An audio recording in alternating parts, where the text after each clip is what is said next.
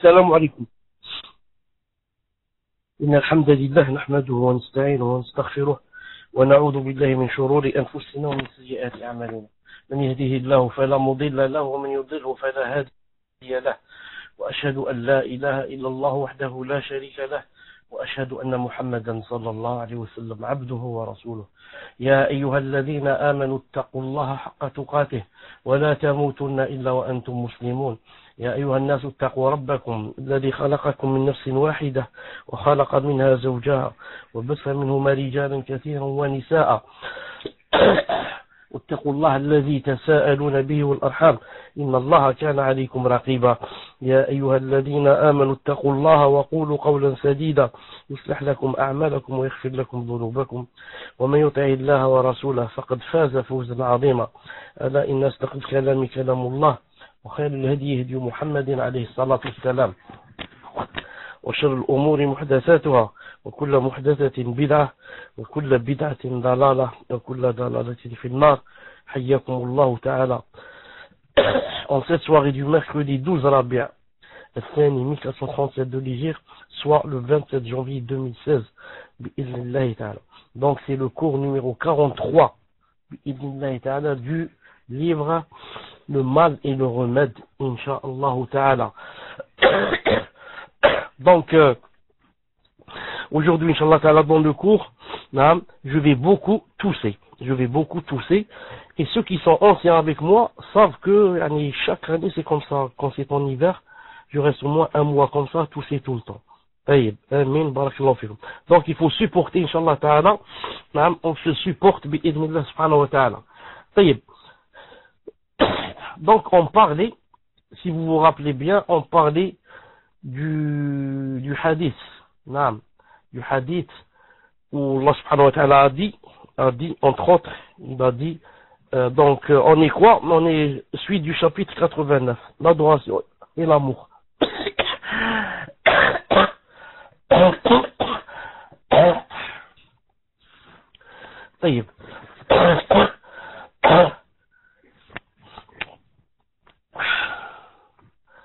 Donc on parlait du hadith divin.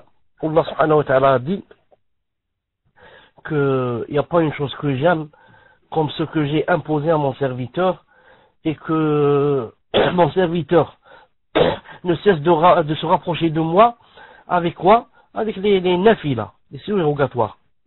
On a dit jusqu'à ce que je l'aime, et si je l'aime, je serai son oui avec laquelle il entend, ses yeux avec lesquels il voit, sa main avec laquelle il prend, et son pied avec lequel il marche. Et s'il me demande, je lui donne, et s'il se réfugie auprès de moi, je le réfugie. Et c'est un hadith sahih, comme vous savez, bi'idhnahi ta'ala. Ibn Qayyim alayhi rahmatullahi ta'ala dit, le hadith mentionne spécifiquement lui, la vue, le pied et la parole. Car ce sont les outils de la perception et de l'action.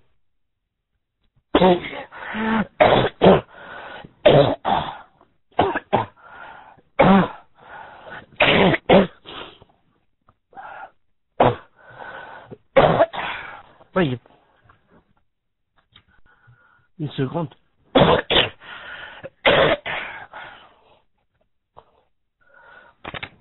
J'arrête juste un instant.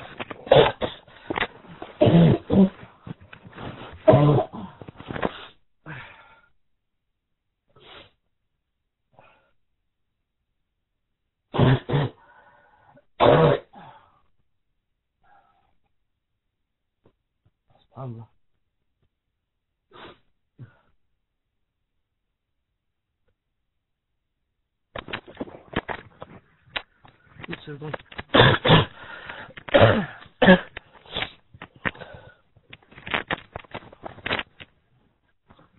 Il dit, lui et la vue amène au cœur ce qui est recherché et réprouvé. Et il suscite en lui l'amour et l'aversion. Et ainsi, il utilise la main et le pied. Si lui et la vue du serviteur sont pour Allah, il est préservé dans les outils de la perception. Et il est préservé dans son amour et son aversion. Et ainsi, il est préservé en ce qu'il saisit et en ce vers quoi il marche.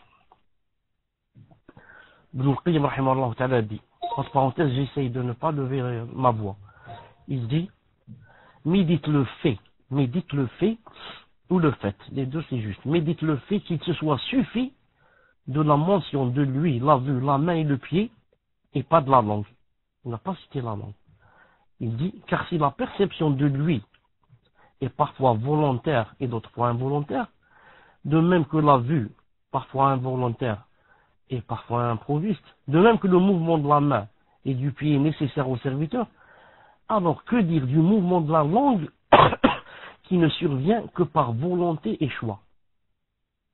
Et donc le serviteur peut se passer, sauf en ce qu'on lui a ordonné. Il dit de même, l'influence du cœur sur la langue est plus grande que sur tout autre membre, car elle est son traducteur et émissaire. L'idée sur la manière dont Allah Azza wa Jal a établi que le serviteur agisse par lui lorsqu'il écoute, voit, saisit et marche. Lorsqu'il a dit, je deviens lui par laquelle il entend, le regard par lequel il voit, la main par laquelle il saisit, le pied par lequel il marche, pour établir qu'il est avec son serviteur et que son serviteur agit par lui dans ses perceptions par son oui et sa vue et ses mouvements par ses mains et ses pieds. Est-ce que vous m'entendez bien ou bien faut que je hausse la voix?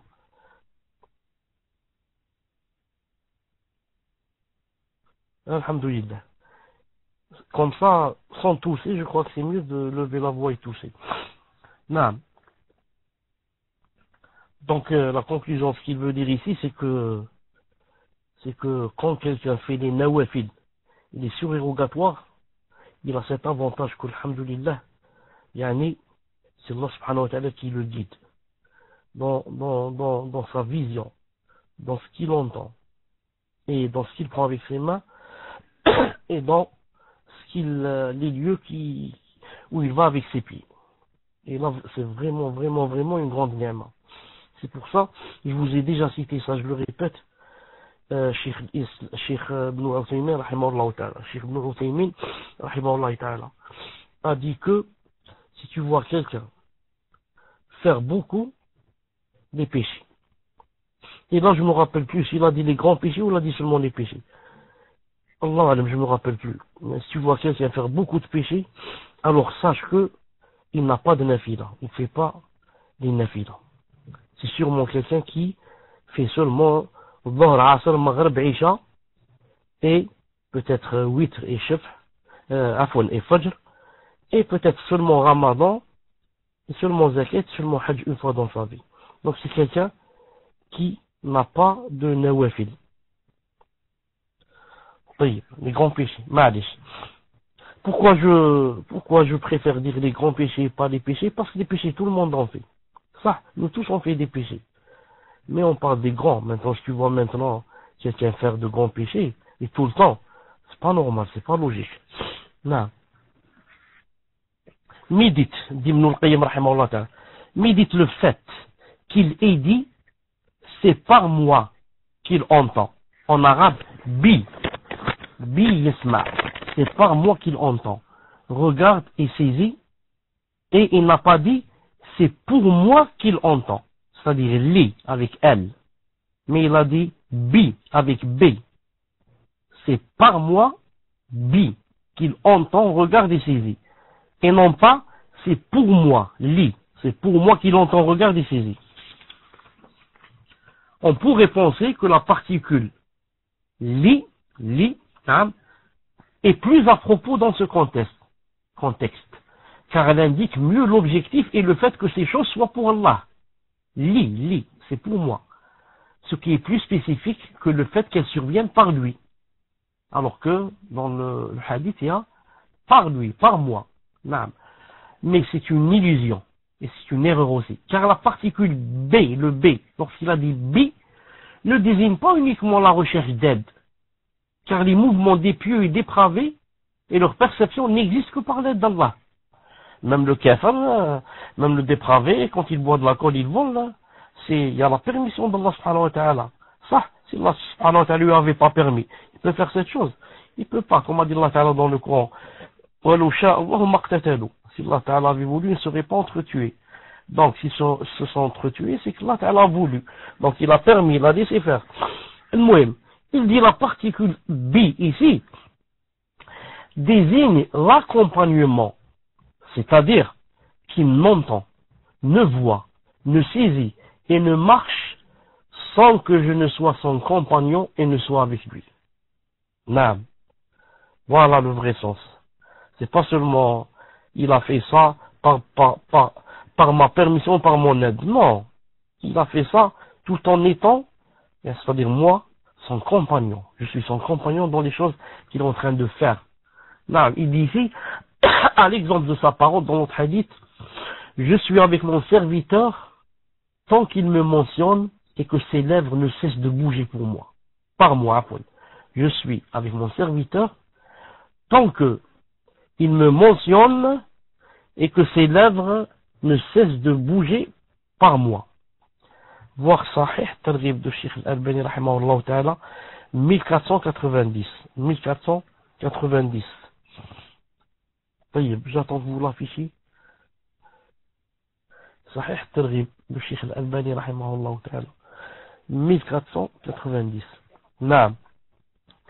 Je suis avec mon serviteur tant qu'il me mentionne et que ses lèvres ne cessent de bouger par moi. Je suis avec lui. C'est pas dans le sens de je suis avec lui comme Allah Ta'ala est avec tout le monde. Allah Ta'ala n'est pas avec les kuffars, n'est pas avec les bouddhistes. Si, il est avec tout le monde. En quoi? De par sa connaissance, il les voit, il les entend ce qu'ils disent. Il sait ce qu'il y a dans leur cœur. Mais ici, je suis avec mon serviteur. C'est quelque chose de spécial, quelque chose de spécifique. Naam. Ma'aya, comme vous savez, c'est No'an.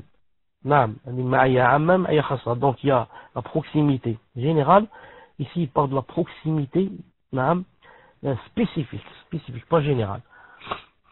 Comme il a dit aussi, la tahzan, inna Allah ma'ana. La tahzan, inna Allah ma'ana. Lorsque le prophète sallallahu alayhi wa sallam a dit à Abu Bakr Siddiq, quand ils étaient dans la grotte, ne t'afflige pas, car Allah est avec nous. Qu'est-ce que ça veut dire Allah est avec nous? Yani, quelque chose de général ou spécifique? Spécifique. Sinon Allah est avec tout le monde. Mais il est avec nous, c'est-à-dire il va nous porter secours. Il va nous donner victoire. N'aie pas peur à Abu Bakr. Les kuffars ne pourront pas nous voir et encore moins nous faire du mal. Allah est avec nous d'une présence particulière qui implique secours, aide, naam, protection. La même chose lorsqu'il a dit wa inna Allah la ma'al muhsinin. Wa inna Allah la ma'al muhsinin. Allah est avec les bienfaisants. L'Ankabut 69. Allah est avec les bienfaisants. L'Ankabut 69. Allah est en vérité avec les bienfaisants. Il est avec eux, comme on a dit tout à l'heure. C'est-à-dire d'une façon spécifique, pas générale. Sinon, en général, il est avec tout le monde. Lorsqu'il a dit aussi, Inna Allah ma'al ladina taqaw wal ladina hum muhsinun. Sourate Al-Nahl 128. Allah est avec ceux qui le craignent et ceux qui sont bienfaisants. Allah est avec ceux qui le craignent et ceux qui sont bienfaisants. Donc ceux qui le craignent et ceux qui sont bienfaisants, Allah subhanahu wa ta'ala avec eux. Et les pervers et les kuffars ne peuvent pas dire nous aussi Allah est avec nous, quand on va leur dire, on parle ici de la spécificité. Non, spécificité. Non, c'est pas le fait qu'Allah soit avec tout le monde. On ne parle pas de ça. Allah Ta'ala dit wasbiru, inna Allah ma'a sabirin, et soyez patients, car Allah est avec les patients. Soyez patients, car Allah est avec les patients. Sourate Al-Anfal, verset 46. La même chose. Allah est avec les patients, d'une façon spécifique, qui implique, comme on a dit, secours, aide, protection, et les choses pareilles. La même chose lorsque Moussa alayhi salam a dit, il a dit, Kalla, inna ma'iya rabbi sayahdin. Non, mon Seigneur est avec moi, il va me guider. Kalla, inna ma'iya rabbi sayahdin. Naam. Le pharaon a couru derrière lui avec ses troupes et qu'il est arrivé jusqu'à où? Jusqu'à Khlas. Il n'y a plus où marcher. C'est maintenant la mer qui commence. Comment faire? La mer en face de moi et l'ennemi derrière moi. Donc les autres ont cru que quoi? Que c'était la fin. Qu'est-ce qu'il a dit? Jamais. Car j'ai avec moi mon Seigneur qui va me guider. J'ai avec moi mon Seigneur d'une façon spécifique. J'ai avec moi mon Seigneur avec son aide, son secours, sa protection. Il va me guider et me faire une issue bi'idhnillahi ta'ala. Naam. La même chose lorsque Allah Ta'ala a dit, il a dit à Moussa et Haroun, il a dit, Innani ma'akuma asma'u wa ara.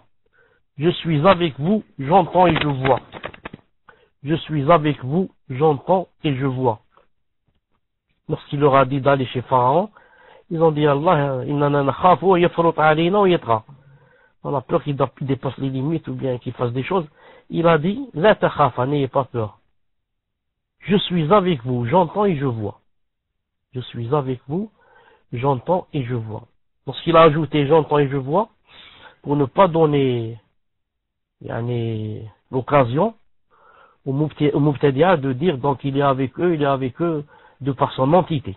Donc il est descendu, il a dit je suis avec vous, on va marcher ensemble, on va aller chez Pharaon. Non, je suis avec vous, de par quoi? Le fait que j'entends tout ce qui va se passer, le dialogue, et je vois, ça veut dire tout ce qu'il va dire et ce que vous dites. Et je vois tout ce qui se passe plutôt, tout ce qui se passe. S'ils veulent vous tuer, si ceci, si cela, moi je vois tout. Et quand tu as avec toi quelqu'un qui voit tout et qui entend tout, ensuite on t'envoie en mission, qu'en est-il maintenant si c'est Allah? Si c'est Allah subhanahu wa ta'ala, il te dit va en mission, je suis avec toi, j'entends tout ce qui se passe, je vois tout ce qui se passe. Ça veut dire que tu as le cœur apaisé, alhamdoulilah.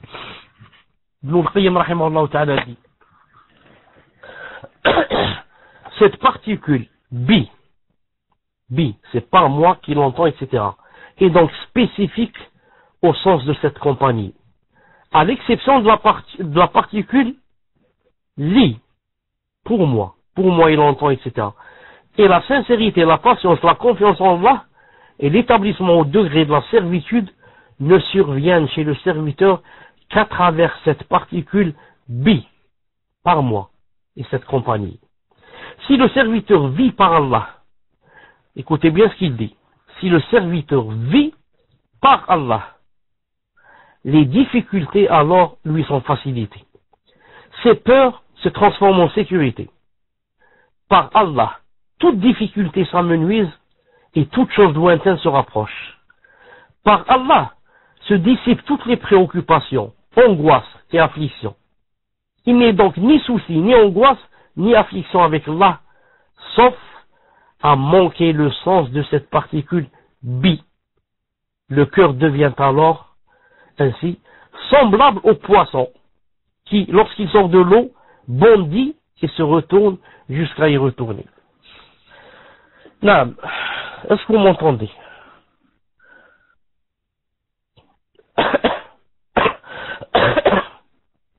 Alhamdulillah.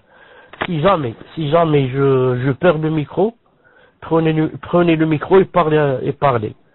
Si jamais je perds le micro, prenez le micro et parlez. Je répète ce passage qui me plaît beaucoup. Et plusieurs fois j'essaie de convaincre les gens en leur disant cette chose. Mais ceux qui ont la foi faible, l'arabe ne peut pas te croire. Écoutez ce qu'a dit Ibn al-Qayyim ici. Comme c'est très très très important. Écoutez ce qu'il dit. Si le serviteur vit par Allah, les difficultés lui sont facilitées. Ses peurs se transforment en sécurité. Par Allah, toute difficulté s'amenuise et toute chose lointaine se rapproche. Par Allah se dissipe, partent toutes les préoccupations, angoisses et afflictions. Il n'est donc ni sur Allah sans à manquer le sens de cette particule. C'est que je vois les gens qui ont des lances. J'ai ceci, je veux me suicider, je veux ceci, je veux cela. Non. C'est quoi le problème? C'est quoi la solution? La solution, c'est d'aller chez le psychiatre et chez le psychologue. Allah, c'est pas la solution. Non, c'est pas interdit d'aller chez le psychiatre, là, c'est pas interdit. Tu crois que c'est ça la solution? La solution, c'est que il manque quelque chose à la particule B par Allah. Non. Il manque. La relation n'est pas étroite avec Allah subhanahu wa ta'ala. Pourquoi? Car par Allah, tu vis par lui, toute difficulté s'amenuise. Non. Toute difficulté devient facilité. Les peurs se transforment en sécurité. Les angoisses et afflictions partent. Il dit bien, il n'est donc ni souci, ni angoisse, ni affliction avec Allah. Sauf à manquer le sens de cette particule B. Voilà. Toute personne qui vit dans l'angoisse, ça veut dire elle a manqué au sens de la particule B. Elle ne vit pas par Allah dans toutes choses. Il est possible qu'elle vive par Allah pour certaines choses, mais elle n'a pas donné sa vie entière à cette particule par Allah.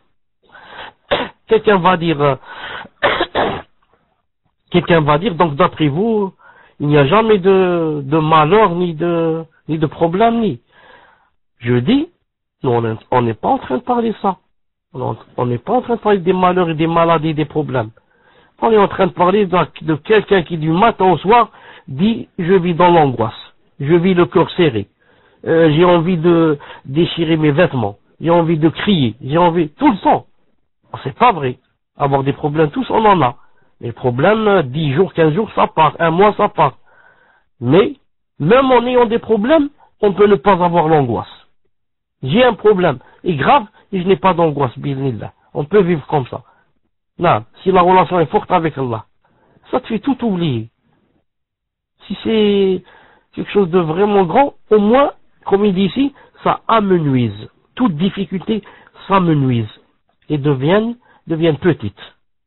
Si vraiment elle ne part pas à 100%, au moins, elle s'amenuise. Pourquoi? La relation est forte avec Allah subhanahu wa ta'ala.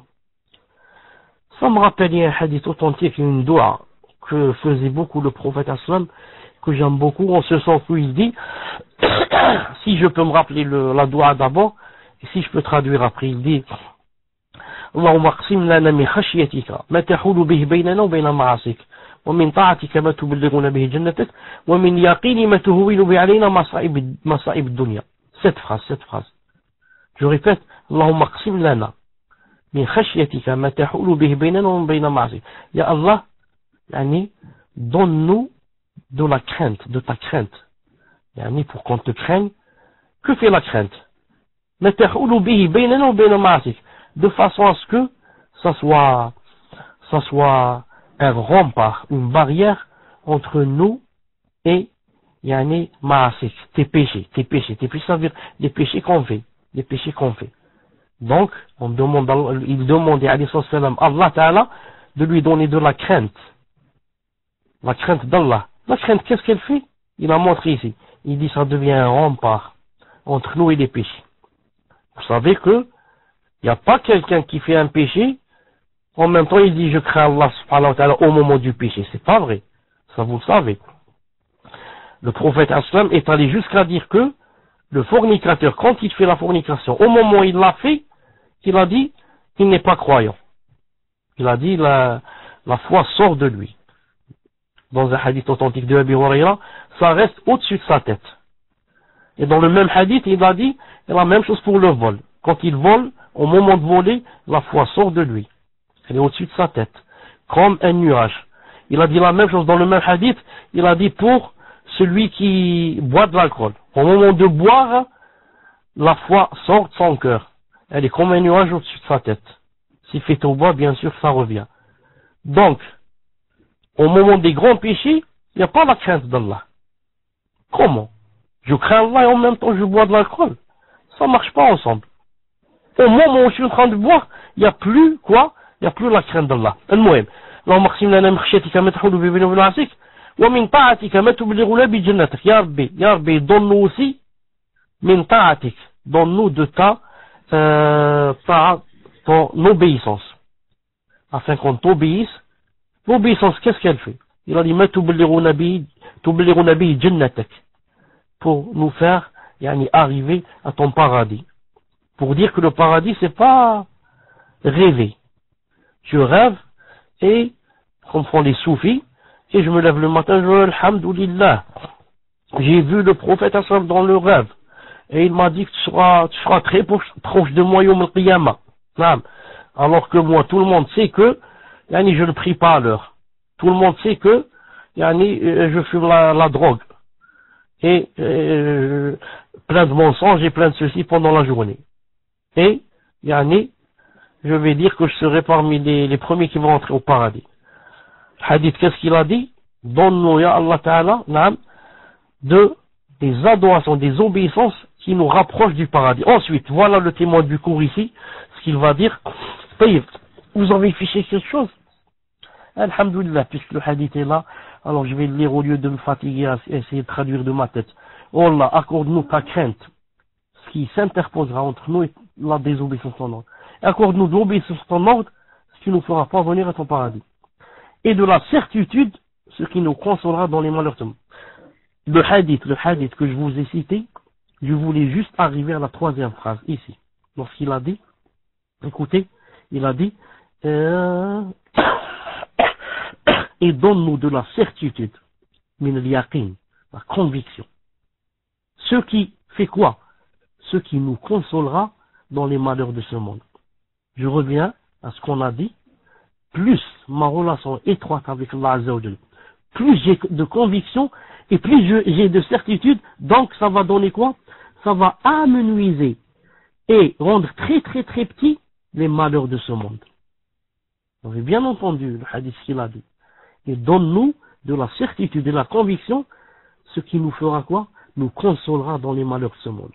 Plus ta relation étroite avec Allah, et plus tu as de certitude dans ses décrets, etc., et que Allah Ta'ala ne fait pas le mal, et que Allah nous aime, et que Allah ceci, cela, plus les malheurs de ce monde vont te paraître très petits, très petits. Rien de rien. C'est la dunya. Je perds des milliards, ma'alish. C'est la dunya. C'est de la paille qui va s'allumer et va partir. Mais l'essentiel, j'ai pas perdu mon akhira. J'ai pas perdu ma jannah. Donc, celui qui lui parle Allah subhanahu wa ta'ala, comme je disais, il ne connaît pas ce qu'on appelle l'angoisse. Il ne connaît pas ce qu'on appelle l'angoisse et vivre tout le temps avec la poitrine serrée. Il dit ici, écoutez bien ce qu'il dit. Lorsque le serviteur est en harmonie avec son Seigneur, en ce qu'il aime, survient alors l'harmonie du Seigneur envers son serviteur. Subhanallah, très important. Lorsque nous, les serviteurs, on est en harmonie avec notre Seigneur en ce qu'il aime, on fait tout ce qu'il aime, on s'éloigne de tout ce qu'il déteste. Qu'est-ce qui va arriver? Alors de l'autre part va survenir l'harmonie du Seigneur envers nous et envers nos besoins et nos demandes. Ainsi il dit, Allah Ta'ala dit, à la fin du hadith, s'il me demande, je lui donne. Et s'il cherche refuge auprès de moi, je lui accorde. Ce qui signifie, tout comme il a été en accord avec moi, en ce que je veux, en se conformant à mes ordres, et en se rapprochant de moi à travers ce que j'aime, alors moi je suis en accord avec lui, en ses désirs et craintes, en ce qu'il me demande d'accomplir, et en ce contre quoi il me demande protection. Allahu Akbar. Naam. C'est comme quelqu'un qui, subhanallah al-azim, c'est comme, pour vous donner juste un exemple, ton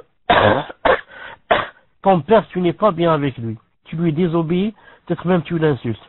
Et là où il te dit, va faire telle et telle chose, tu n'y vas pas. Ensuite, tu lui demandes des choses et tu dis pourquoi il ne me donne pas. Je lui demande de l'argent, il ne veut pas. Je lui demande ceci, il ne veut pas. Naam. Subhanallah al-Azim. Comment? Toi, tu fais pas tes droits avec lui et tu demandes les devoirs. Allah subhanahu wa ta'ala. Naam. Du matin au soir. Tu n'accordes aucune importance à sa sharia.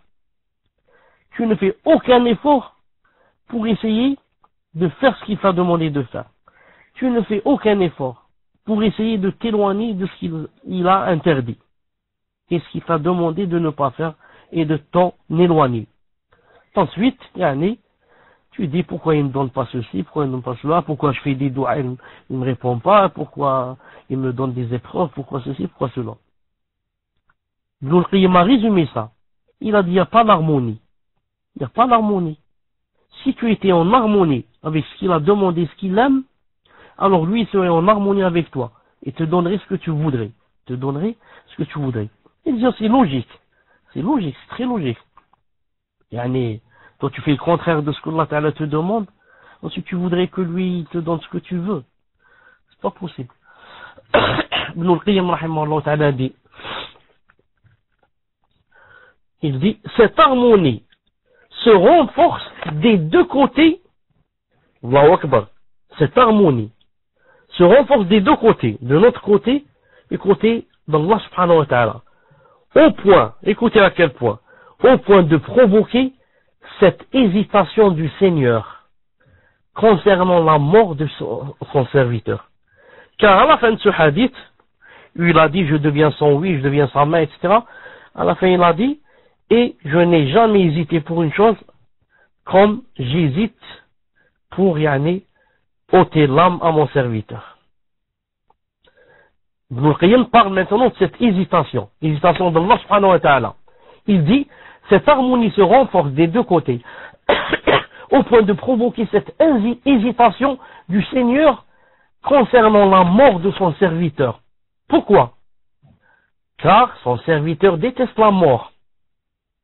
Et son Seigneur déteste ce que déteste son serviteur. Tout comme il déteste lui causer du tort. De ce point de vue, cela implique qu'il ne le fasse pas mourir. Mais son intérêt justement est qu'il meure. Car Allah Ta'ala ne le fait mourir que pour le faire vivre. Tout comme il ne le rend malade que pour lui redonner la santé. Il ne l'appauvrit que pour l'enrichir. Ne le prive que pour lui accorder. Et qu'il ne l'a fait sortir du paradis dans les lombes de son père que pour lui faire parvenir. C'est là celui qui aime réellement Allah Azza wa Jal et non un autre. Subhanallah al-Azim. Très important, très important. Lorsqu'il a dit, cela implique qu'Allah Ta'ala ne fait pas mourir la personne, que pour la faire vivre. Ça. Donc l'être humain ne veut pas mourir. Et Allah Ta'ala aime être en harmonie avec son serviteur, le pieux bien sûr, qui bien sûr ne veut pas mourir, mais Allah Ta'ala il a dit s'il me demande je lui donne. Donc ici il ne veut pas mourir. Donc Allah Ta'ala il a dit il y a une hésitation ici. Après rappelez-moi d'expliquer c'est quoi l'hésitation. Il y a une hésitation, comment d'un côté il ne veut pas mourir, et moi, j'ai écrit que toute personne doit mourir. Si seulement, il dit, si seulement la personne savait que Allah Ta'ala en fait, il veut le mourir, pas pour le faire mourir, mais justement pour le faire vivre. Car en mourant, c'est quoi? C'est pour aller au paradis, bi'idhnillahi ta'ala. Or, il ne peut aller au paradis sans mourir. Donc il meurt, pourquoi? Pour aller vivre la vie éternelle. La vie qui ne se termine jamais. Et c'est pas possible d'aller au paradis sans mourir. C'est pas possible d'aller au paradis sans mourir. C'est pas possible. Donc il le fait mourir, pourquoi? Pour le faire vivre. Nam. Il dit ici comme il l'a fait sortir du paradis, alors qu'il était dans les lombes de son père Adam. Il était dans son dos. On était tous dans le dos d'Adam alayhi salam avant qu'on soit créé. Donc on était au paradis avec lui. Non. Il nous a fait sortir du paradis, pourquoi? Pour y revenir. Pour y revenir pour de bon, cette fois. Pour de bon, cette fois. Il dit, plus encore, s'il y avait à la racine de chaque poil du serviteur un amour total pour Allah, une part de ce qu'il mérite concernant son serviteur serait, comme a dit le poète, déplace ton cœur où tu veux dans les airs, l'amour n'appartient qu'au premier être aimé. Combien l'enfant connaît-il de demeures sur terre, mais sa nostalgie ne va qu'à la première. Non. Combien de demeures sur terre tu connais, mais la nostalgie ne va qu'à la première demeure. Ça y est. Maintenant, nouveau titre, l'amour servile. L'amour servile.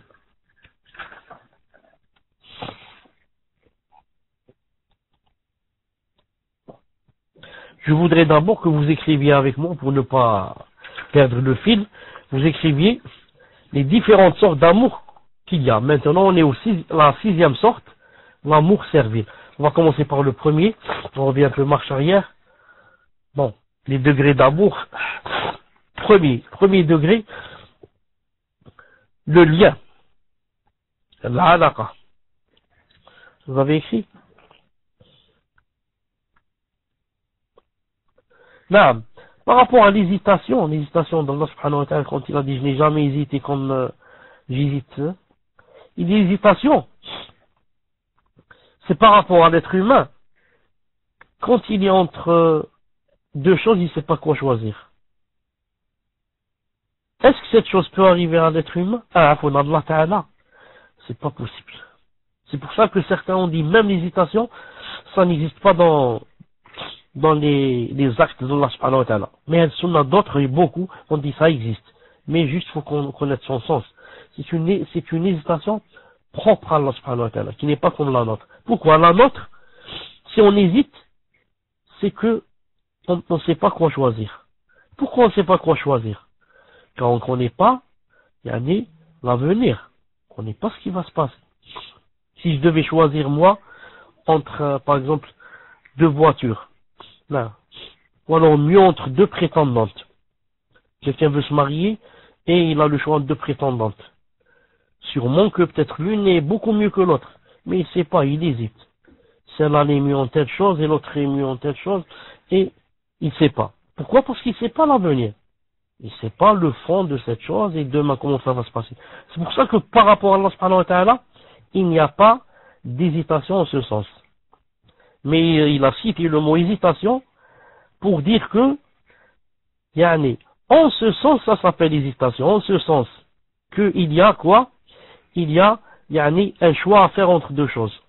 Laisser mon serviteur sans mourir, ce n'est pas possible. Et lui ôter son âme pour qu'il meure et faire entrer au paradis, mais mon serviteur n'aime pas ça. Et moi je n'aime pas ce que n'aime pas mon serviteur. En ce sens, ça s'appelle une hésitation. Sinon, ce n'est pas l'hésitation que connaissent les êtres humains, bien sûr. Al-Muhim. Donc, les degrés qu'il y a, les degrés d'amour, le premier, le lien. Al-alaqa. Ahsant. Deuxième, le penchant. Écrit le penchant. Le penchant. Shababa. Le troisième, l'attachement. Al-gharam. L'attachement. Al-gharam. Le quatrième, l'amour fou. L'amour fou. Al-ishq. Al-ishq. L'amour fou. Le quatrième, l'amour fou. Al-ishq. Ahsant. Le cinquième, le désir. Le désir. Shawq. Shawq. Quelqu'un dit à son père, il dit, Ishtaqtu ilayk. Ishtaqtu ilayk. Naam, j'ai tant besoin de te rencontrer. Ishtaqtu ilayk. Cinquième, le désir. Naam. Sixième, celui d'aujourd'hui, Inch'Allah Ta'ala, l'amour servile. L'amour servile. At-tatayum. At-tatayum. L'amour servile.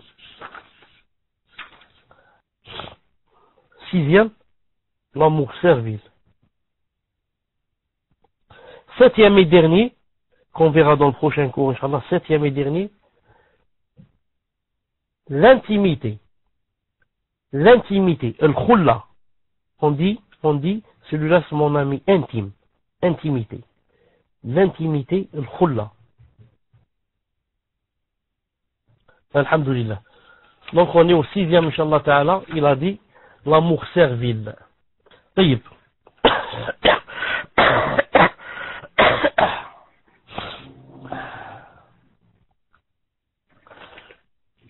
Allah Ta'ala alam, qu'on va s'arrêter ici, c'est mieux. Non, on va s'arrêter au sixième, l'amour servile, tatayum, parce que, non, c'est un peu difficile avec ce que j'ai, c'est un peu long. On va laisser ça, Inch'Allah Ta'ala, pour le prochain cours. Et déjà, ça fait presque 1 heure qu'on a commencé. Non. Et, donc on va passer, Inch'Allah Ta'ala, aux questions-réponses, Inch'Allah Ta'ala, dans 5 ou 10 minutes. Et rappelez-moi de dire que le programme a changé, c'est-à-dire que, à partir de la semaine prochaine, c'est-à-dire à partir de samedi, Inch'Allah Ta'ala, les cours auront lieu comme chaque année en hiver. C'est-à-dire pendant Maghrib et Isha. Ensuite, je vais prier l'Isha et je reviens, bi'idhnillah, répondre aux questions. Donc, les prochains cours samedi, lundi, mercredi, c'est toujours vers 18h30 et 18h45. 18h30, 18h45, bi'idhnillah ta'ala. Là, on se rencontre dans 10 minutes si vous êtes prêts. Salam alaikum wa rahmatullah. Donc, première question d'une sœur qui demande Ahsanallahu ilaykum ya Cheikh, j'aimerais savoir si le croyant qui consomme de l'alcool en grande quantité goûtera tout de même au vin du paradis s'il se repent de son péché sur terre. Jazakallahu khayran, et qu'Allah subhanahu wa ta'ala vous pardonne à tous. Amen. Fadl ya Cheikh wa jazakallahu khayran. Assalamu alaikum. Je n'étais pas là, mais je vois la première question, je la vois ici affichée. C'est dit, Salam alaikum, j'aimerais savoir si le croyant consomme de l'alcool en grande quantité, goûtera tout de même au vin du paradis, s'il se repent son péché sur terre. Jazakumullah khairan, qu'Allah subhanahu wa ta'ala vous pardonne.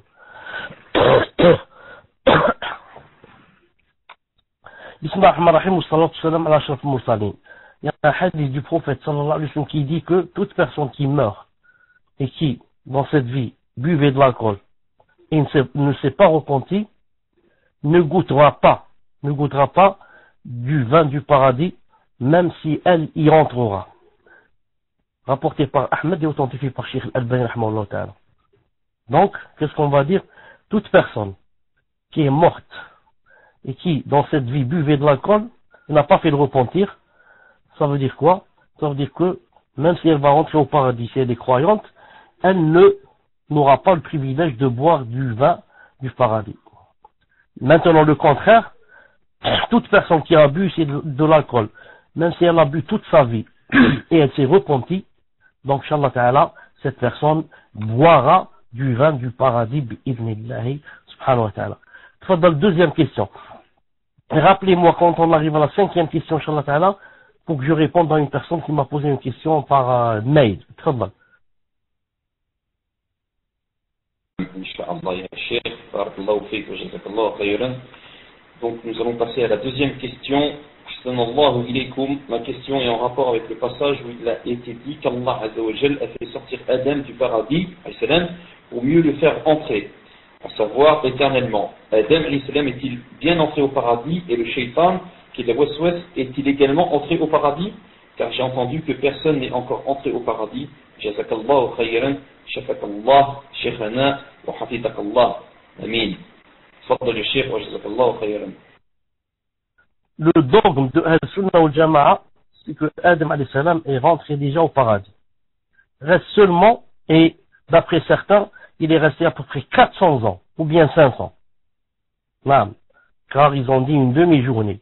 Et une journée, c'est 1000 années. Donc 500 ans à peu près au paradis. Reste que, certains ont dit que ce n'est pas le paradis éternel. c'est un des paradis comme ça. Mais c'est pas le paradis auquel on va rentrer de façon éternelle. Certains ont dit comme ça.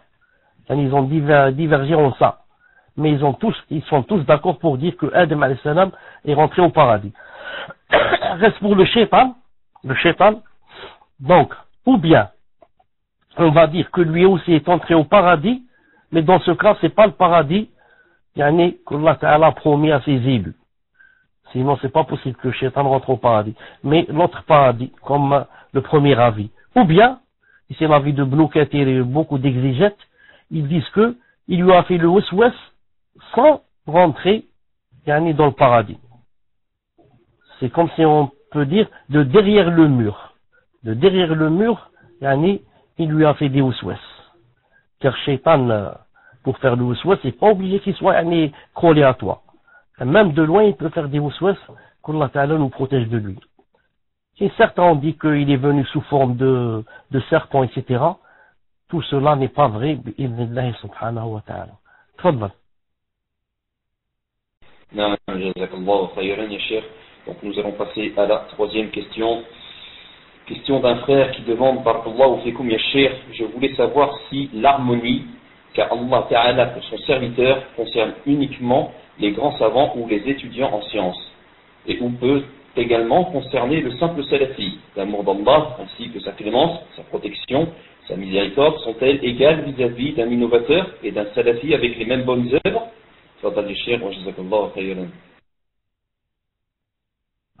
Pour la première partie de la question, l'harmonie, par rapport à la première question, les grands savants et les étudiants en sciences, ou peut-être concerner le simple salafi, ça peut le concerner. Ça concerne tout homme pieux, qui fait les bonnes œuvres. Qui fait les bonnes œuvres, bi'idhnillahi subhanahu wa ta'ala. Quant à la deuxième, l'amour de l'enseignant, ça vient, vis-à-vis d'un innovateur et d'un salafi sont-elles les mêmes? Bien sûr que non. Bien sûr que non. Même un innovateur, Allah subhanahu wa ta'ala, lui fait goûter sa miséricorde. D'ailleurs, l'innovateur ici, il ne vit qu'avec la miséricorde d'Allah subhanahu wa ta'ala. Allah subhanahu wa ta'ala a créé sans miséricorde. 99, il les a gardées. Elles sont Yom al-Qiyamah pour Yom al-Qiyamah cachées. Une, elle est descendue sur terre. C'est avec cette là, on se l'est tous partagés. Nous, et les animaux et les djinns, et tout le monde, les êtres humains, y compris les bouddhistes, les innovateurs et les kuffars et tous. Reste que pour le salafi, celui qui adore Allah avec science, etc., bien sûr que sa rahma est beaucoup plus large et aussi beaucoup plus vaste.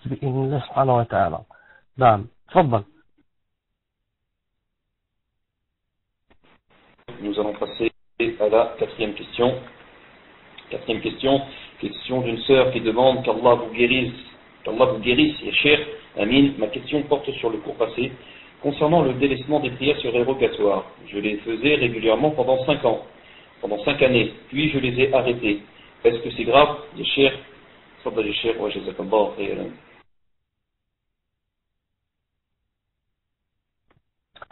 Naam, donc, quatrième question, que Allah vous guérisse, amin, et que Allah subhanahu wa ta'ala guérisse tous les croyants.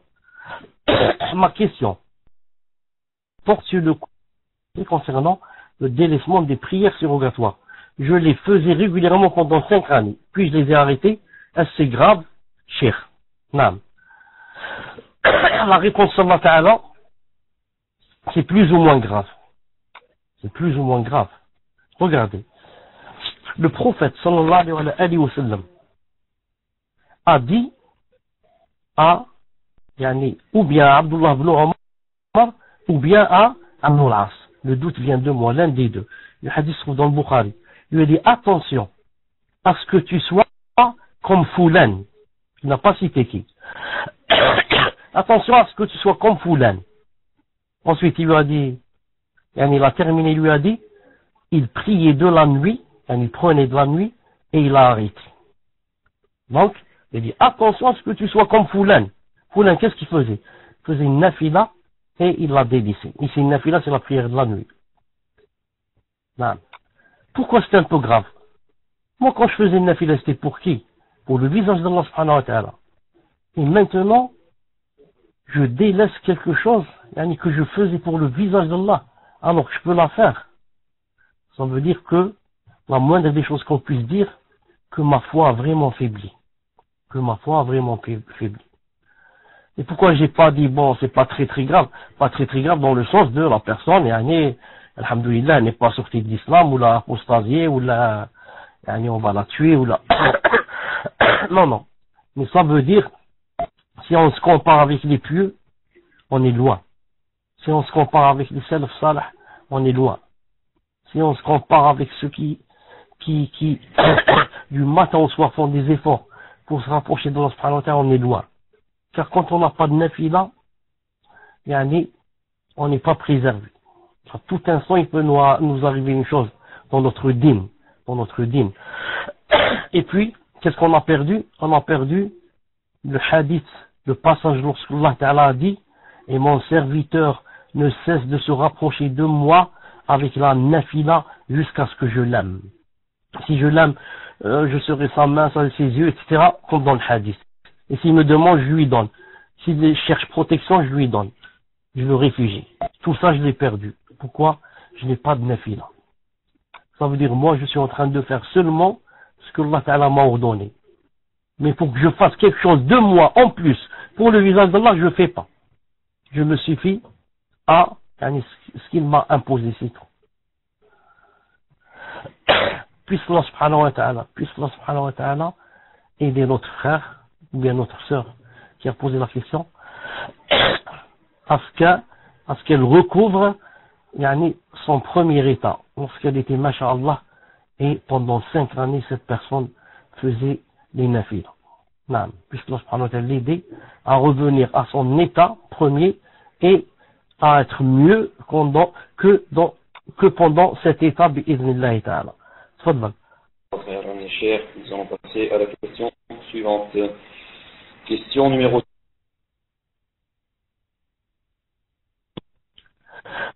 2. Avant d'oublier, je profite. Et là, j'ai toujours dit, il y a des gens qui font l'erreur de quoi? De vouloir commencer toutes les nafilas d'un seul coup. Et j'ai dit, si tu commences comme ça d'un seul coup, beaucoup de choses à la fois, tu vas tous les rejeter à la fin. Mais commence petit à petit.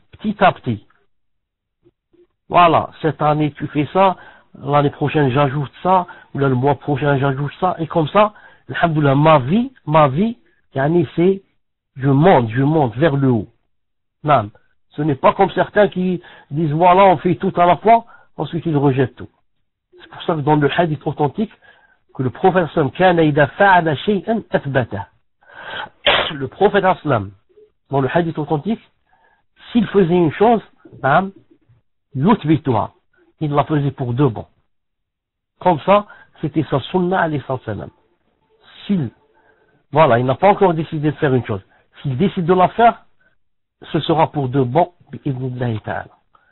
Donc, je recommande la modération, d'aller doucement, mais de ne pas se détacher des choses.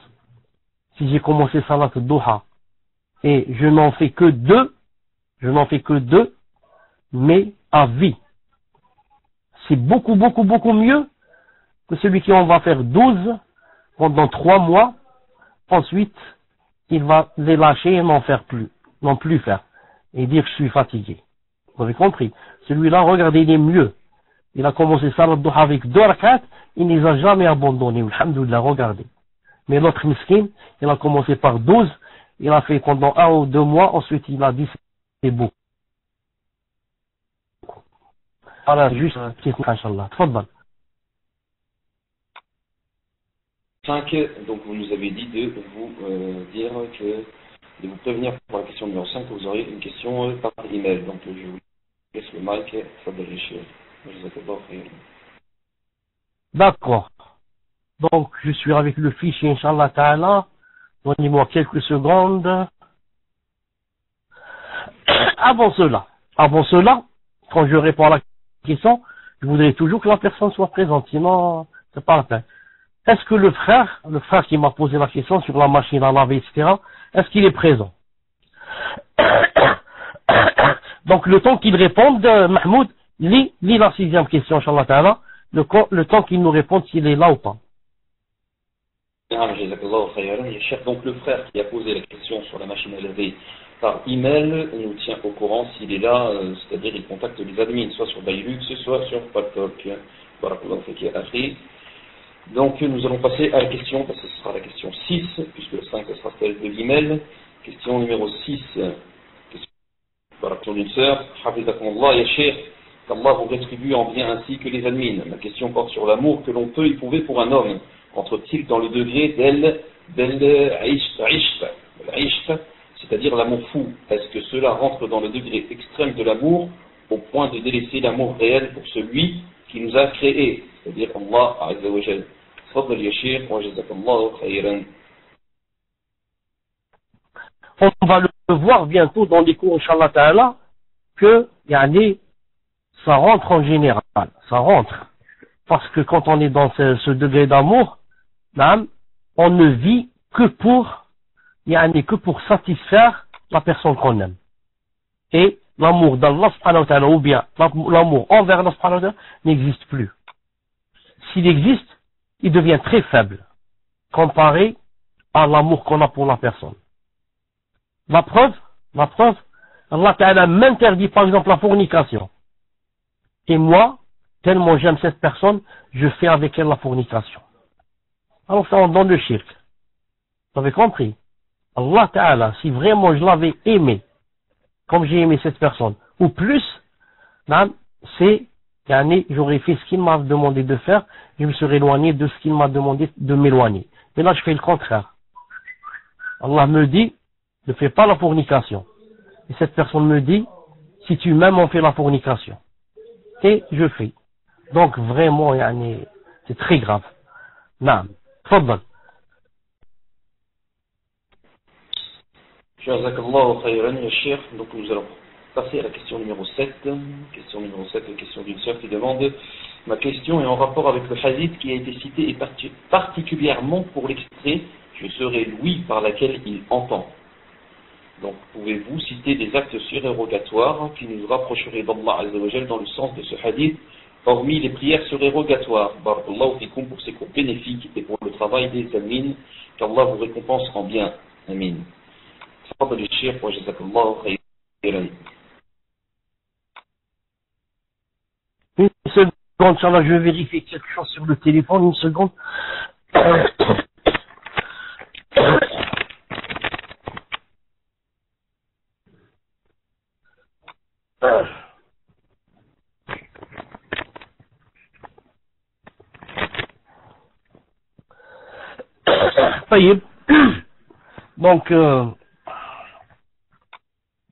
Donc la personne, alhamdulillah, qui a posé le problème de la machine à laver, me dit maintenant que, c'est-à-dire qu'elle est à l'écoute, mais sur son portable. Donc je vais lui répondre. Avant cela, je réponds à la question numéro 7. Ma question est en rapport avec le hadith qui a été cité. Je serai lui par lequel il entend. Pouvez-vous citer des actes surérogatoires qui nous rapprochaient d'Allah dans le sens de ce hadith, hormis les prières surérogatoires? Barakallahu fikum pour ces cours. Ce qu'il faut savoir, c'est que le hadith a dit وَمَا زَالَ عَبْدِي يَتَقَرَّبُ إِلَيَّ بِالنَّوَافِلِ حَتَّى أُحِبَّهُ. Et mon serviteur ne cesse de se rapprocher de moi avec quoi? Les surérogatoires. Il n'a pas dit exactement c'est quoi. C'est spécialement salat al-duha, ou bien salat al-istikhara, ou bien c'est quoi. Ça veut dire tout ce qui est surérogatoire. Maintenant, à part les prières, qu'est-ce qu'il y a par exemple dans le surérogatoire, à part les prières? Il y a le siyam, le jeûne surérogatoire. L'umrah, vous savez que c'est obligé seulement une fois. Après, ça devient surérogatoire. Le hajj, c'est obligé seulement une fois. Ensuite, ça devient surérogatoire. Zakat, c'est une fois par an. Mais, les aumônes que je peux faire, c'est surérogatoire.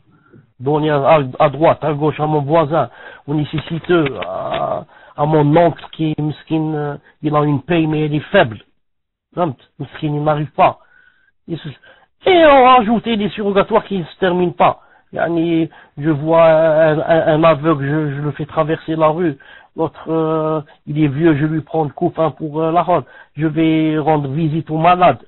Je vais rendre visite aux malades.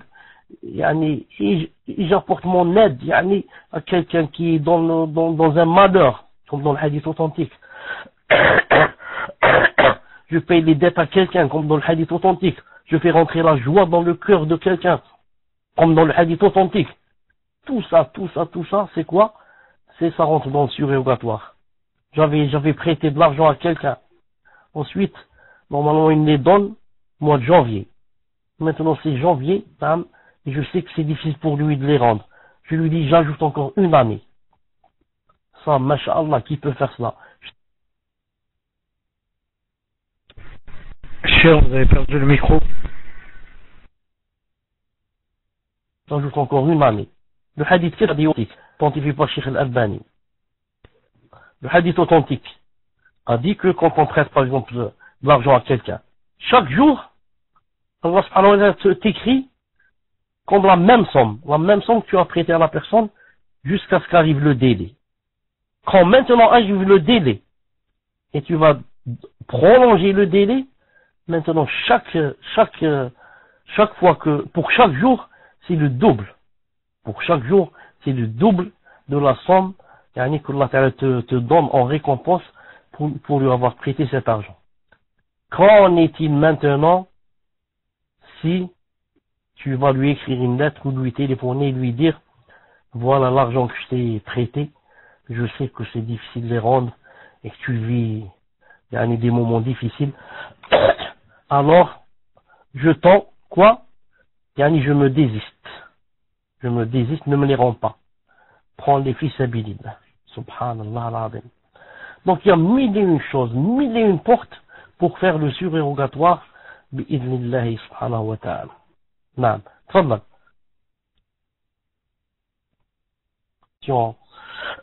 Du frère qui m'entend sur le portable, voilà. Salam alaikum cheikh. Je suis un frère de Paris. Je suis vos cours, mais je n'arrive malheureusement pas à être sélectionné pour poser une question. Bon, allez, c'est pas de ma faute. J'ai acheté une machine à laver neuve, et dans le contrat, il y a une garantie de 2 ans. Enfin, gratuite, pièces et main d'œuvre. Un frère m'a dit que son professeur lui a dit que c'est riba. C'est l'usure. Grâce à l'époque, c'est-à-dire du prophète sallallahu alayhi wa sallam. Donc c'est la première question. Donc, et il m'a dit aussi que le fait d'acheter de l'or en carte bleue est interdit. Car l'argent n'est pas transmis directement au magasin car il y a un délai de 2 jours. Et puis, lorsqu'il est dans un magasin et que le caissier n'a pas la monnaie sur 10 euros et que le caissier va faire la monnaie dans l'autre caisse, on doit le suivre quand il fait la monnaie. Il précise que c'est une madhab malikite. Je n'ai pas trouvé de fatwa de grand savant parlant de ce sujet. Veuillez m'éclairer, etc., etc. Donc il y a 3 questions ici. Vite, je vais répondre vite. La première, il parle de la garantie. C'est-à-dire que si tu achètes quelque chose et que celui qui t'a vendu, il te dit, voilà, je te garantis cette machine à laver pendant 6 mois. D'après le frère ici, son professeur de son ami lui a dit que c'était riba et que ce n'était pas permis. Je dis, Wallah Azza wa Jal A'lam, ce n'est pas riba. Ce n'est pas vrai dit le professeur. Ce n'est pas riba et ce qu'a dit le professeur ici est faux.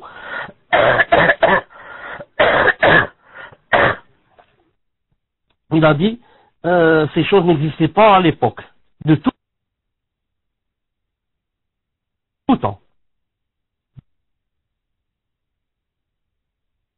Du temps du prophète Sam, ça existait avec quoi? Quand quoi je te vends, avec tandis qui.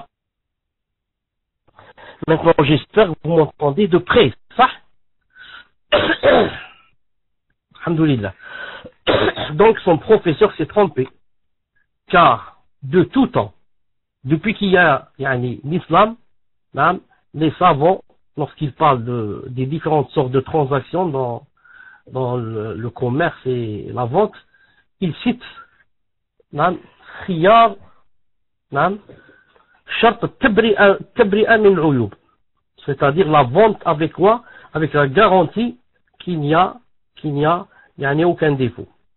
C'est pour ça que quand ils te vendent la machine à laver, et ils te disent par exemple pendant 6 mois, s'il arrive quoi que ce soit, garantie, tu peux rendre. Ça veut dire que je l'ai vendu sans défaut pour moi. Sans défaut. Maintenant, s'il y a un défaut, je te garantis que je te rends par exemple ton argent. Et ça, c'est, comme disent les savants, ça, au contraire, ça exhorte la vente. Bon, quand je vais acheter chez quelqu'un, et il me dit, voilà, je vous vends cette chose, mais sans garantie. Et le deuxième me dit, je vous vends cette chose, qui est la même, au même prix, avec 2 ans de garantie. Subhanallah al-Azim. Mon cœur, où est-ce qu'il va s'apaiser? Quand il y a garantie ou quand il n'y a pas? C'est quand il y a. Les savants disent, ça rentre dans, ta'aoun al-birr wa taqwa. L'entraide dans l'accomplissement des bonnes œuvres et de la piété.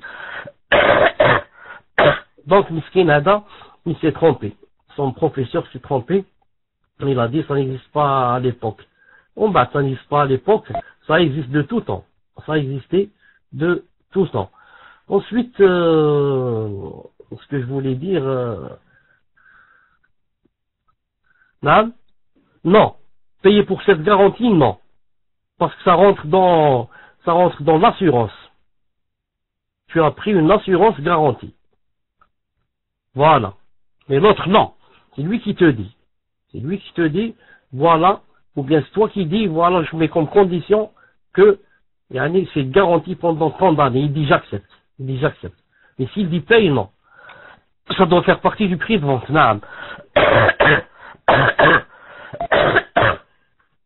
Payez. Maintenant, autre chose, il a dit c'est riba.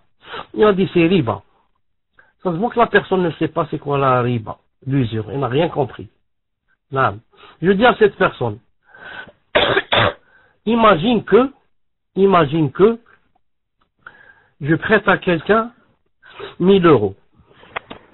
Ensuite, quand il me rend, c'est le moment de me rendre les 1000 euros, il me dit voilà, tes 1000 euros, et voilà 100 euros de ma part pour m'avoir prêté cet argent.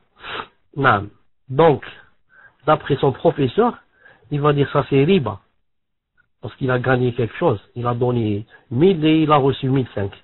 Comme ici, il a donné, il a pris la machine à laver, il a gagné qu'il vient lui travailler, etc. de plus, si jamais ça tombe en panne. Réponse, c'est permis ce que je viens de dire. Prêter à quelqu'un 1000 euros, et quand c'est le moment de rendre, il me rend 1005 ou 2000 ou 10 000. À condition quoi? À condition que ça ne fasse pas partie comme condition.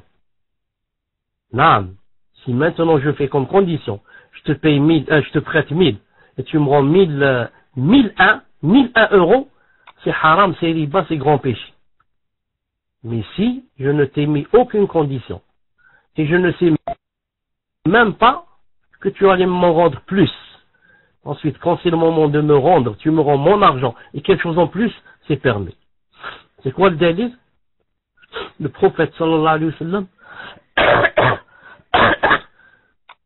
a emprunté, c'est pas prêté, le contraire, il a pris de quelqu'un, il a emprunté un mouton par exemple de 3 années, et quand c'était le moment de rendre le mouton, il a rendu un mouton plus grand, de 4 ou 5 années, et vous avez compris que un mouton plus grand, il coûtait 500 euros, celui qui l'a rendu, il coûte 700 euros, ou 800. Car plus il y a de poids dans le mouton, plus c'est de l'argent, vous avez compris. Et il a dit, sallallahu alayhi wa sallam, ahsanukum qada'an. Il a dit, le meilleur de vous,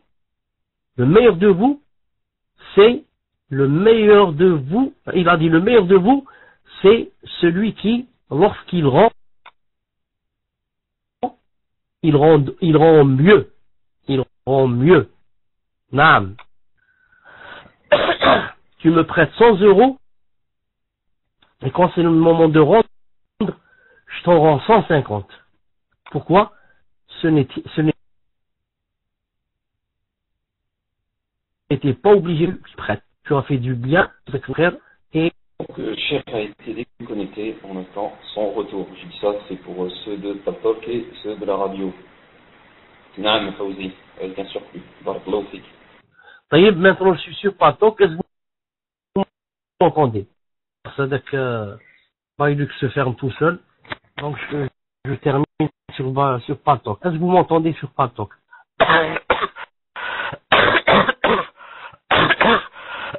Alhamdulillah. Mais Fawzi, est-ce qu'il y a retransmission sur Bailux? Maintenant c'est le contraire, est-ce qu'il y a quelqu'un là-bas qui retransmet? Donc je vous attends jusqu'à ce que vous soyez prêts, bi'idhnillahi ta'ala.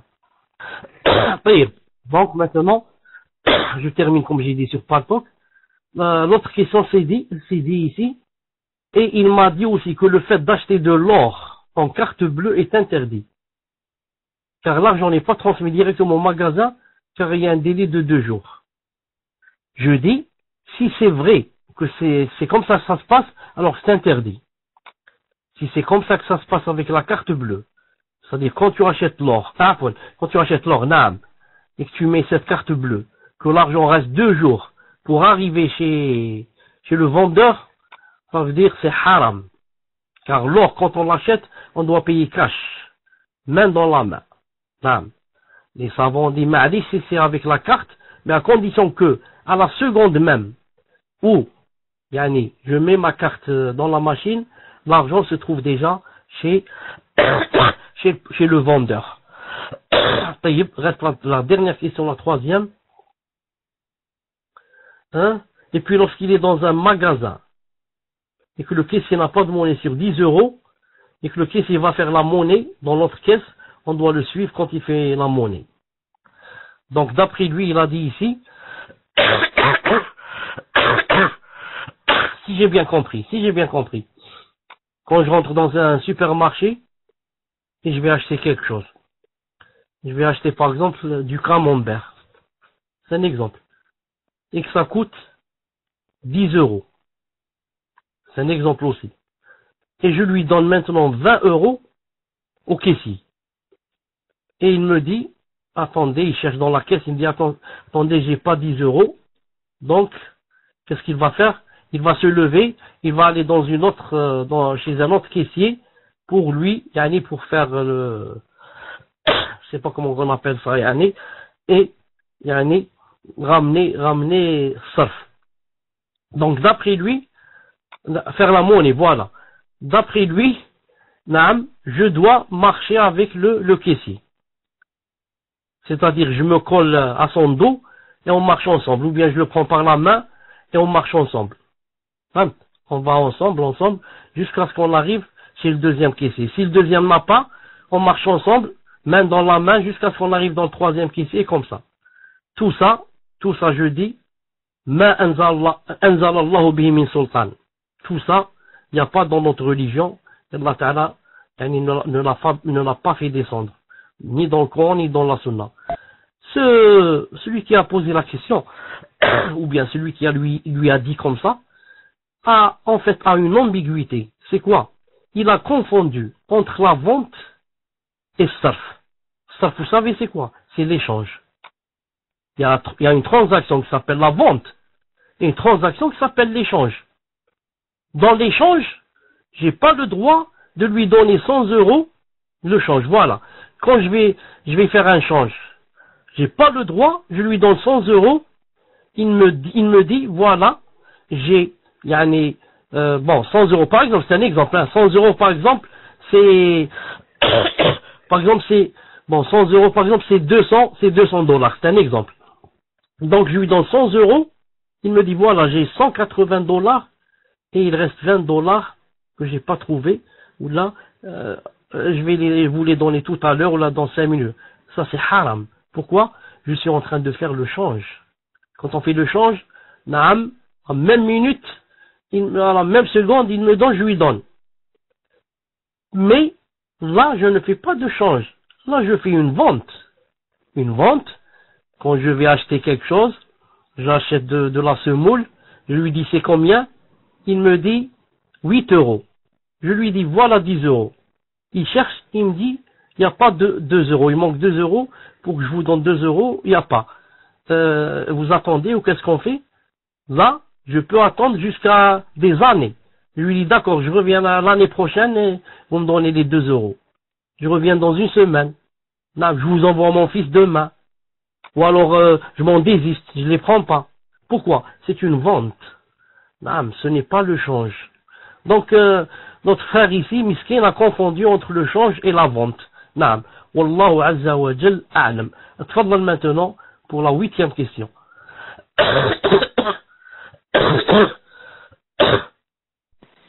Jazakallahu khairan ya Cheikh. Donc nous allons passer à la 8e question. 8e question. Question d'un frère qui demande Hafidhakumullah ya Cheikh, est-ce qu'Allah Azza wa Jal aide son serviteur à se rapprocher de lui, par exemple en l'aidant à délaisser quelque chose de mal pour lui? Barakallahu fikum ya Cheikh wa jazakallahu khairan. Tfaddal ya Cheikh. Donc il dit dans cette question, Hafidhakumullah, est-ce que Allah Azza wa Jal aide son serviteur à se rapprocher de lui, par exemple, en l'aidant à délaisser quelque chose de mal pour lui? Bien sûr, c'est ce qu'on disait tout à l'heure. Plus la personne maintenant fait des choses surérogatoires pour le visage de Allah subhanahu wa ta'ala, plus Allah ta'ala l'aime. Et quand Allah ta'ala commence à aimer, cette personne, qu'est-ce qu'il lui fait? Il commence à l'aider en lui embellissant, du verbe embellir, yani les adorations dans son cœur pour qu'il les fasse facilement. Maintenant, salat al-duha n'est plus difficile pour lui. Allah ta'ala lui a embelli cette adoration dans son cœur. Il l'aide, masha'Allah. Alors qu'auparavant, c'est très lourd. Et en même temps, en lui faisant détester dans son cœur, yani des péchés. Maintenant, khlas, il n'aime plus la cigarette. Alors qu'auparavant, yani 3 paquets de cigarettes par jour. Maintenant, khlas, alhamdoulilah. Allah l'a aidé. Il n'aime plus la zina. Il n'aime plus les surprises parties, les anniversaires, tout ça, khlas. J'aime pas. J'aime les assises et les courbes, ce qu'on dit les self. Donc tout ça, c'est quoi? C'est une aide d'Allah subhanahu wa ta'ala. Quand il voit de toi que tu es sincère, masha'Allah, tu fais des efforts pour se rapprocher de lui. Allah subhanahu wa ta'ala aime ceux qui se rapprochent de lui, aime les bienfaisants, aime tawabin, ceux qui font la tawba, aime mutatahirin, et comme ça. Tfaddal. Jazakallahu khairan ya Cheikh. Nous allons passer à la question numéro 9.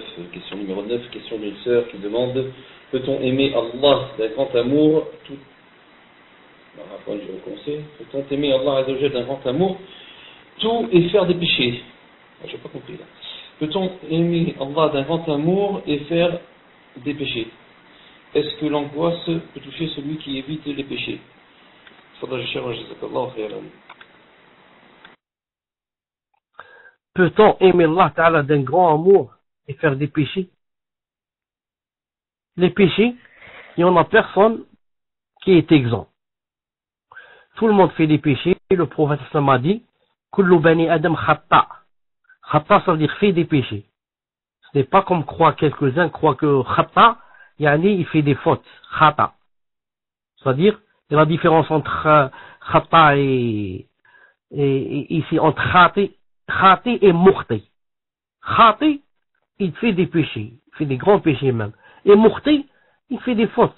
La différence c'est que, en faisant les péchés, je les fais sciemment, exprès. Tandis que les fautes, je les fais involontairement. Donc tout le monde fait des péchés. Les prophètes, ne font pas les grands péchés, font seulement les petits péchés. Mais nous, on fait les grands péchés. On fait les grands péchés.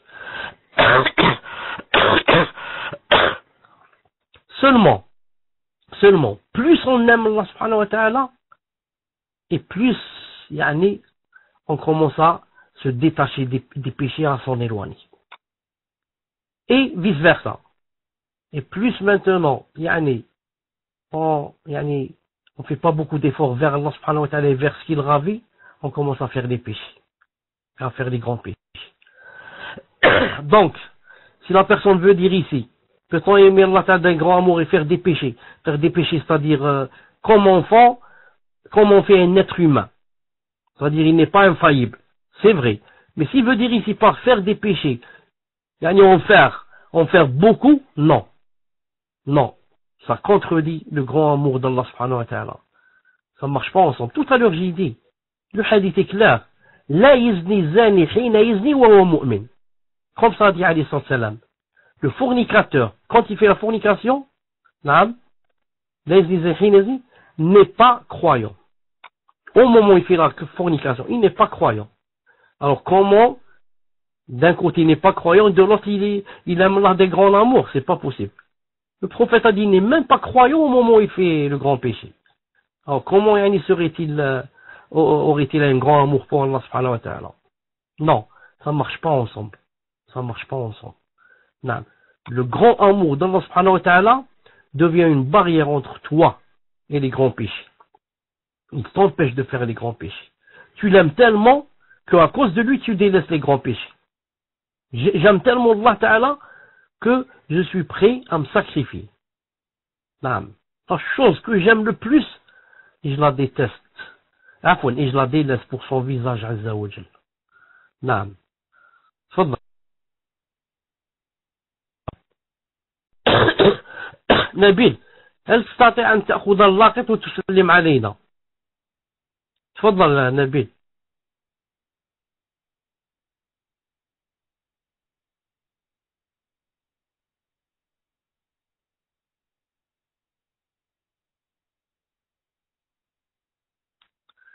معليش تفضل واسمك محمود إن شاء الله تعالى pour la dernière question. Naam ya Cheikh, barakallahu fik wa jazakallahu khairan. Donc nous allons passer à la 10e question. Et je voulais juste vous dire que moi-même je n'ai pas compris la 10e question. Je ne vois pas où est la question, mais bon, je vais vous la lire, peut-être que vous allez trouver où est cette question. Barakallahu fikum pour ce cours très bénéfique, Cheikh ainsi qu'aux admins. Amin. Ma question porte sur l'homosexualité. Je voulais savoir si les homosexuels s'étaient repentis, mariés, fait des enfants, ou en général le repenti reste célibataire toute sa vie. Autrement dit, si Allah Azza wa Jalla va faciliter le repentir en leur enlevant l'attirance aux hommes pour la remplacer avec une attirance aux femmes. Et inversement pour les femmes. Jazakallahu khairan ya Cheikh. Tfaddal ya Cheikh wa jazakallahu khairan. Je n'ai pas très bien compris cette question, je vais la redire. Barakallahu fikum pour ce cours très bénéfique. Merci vous admire. Ma question porte sur l'homosexualité. Je voulais savoir si des homosexuels s'étaient repentis, mariés, fait des enfants en général, le repenti reste le repenti toute sa vie. Là, j'ai pas compris ce que ça veut dire ça. Le repenti reste célibataire toute sa vie. Autrement dit, bon, peut-être qu'il va expliquer. Autrement dit, si Allah leur a facilité le repentir, en leur enlevant l'attirance aux hommes pour la remplacer avec une attirance aux femmes. Et inversement pour les femmes. Franchement, je n'ai pas compris cette question. On n'a pas trop compris où est la question. Non. Donc, ils se sont repentis, alhamdoulilah. Mais il dit, le repenti reste célibataire toute sa vie. Autrement dit, Allah Ta'ala leur a facilité le repentir en leur enlevant l'attirance aux hommes. Pour la remplacer avec une attirance aux femmes. Ça. Et inversement pour les femmes.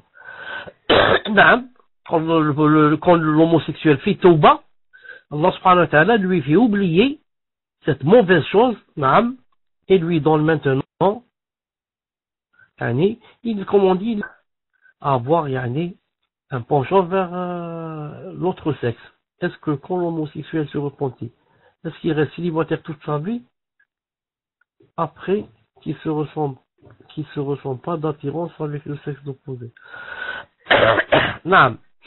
Est-ce que vous m'entendez? Est-ce que vous m'entendez?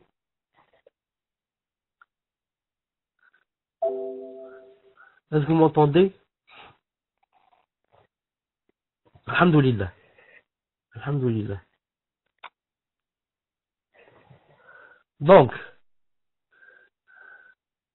est-ce que quand l'homosexuel se repentit, donc est-ce qu'il doit rester célibataire toute sa vie parce qu'il ne ressent pas d'attirance envers le sexe opposé?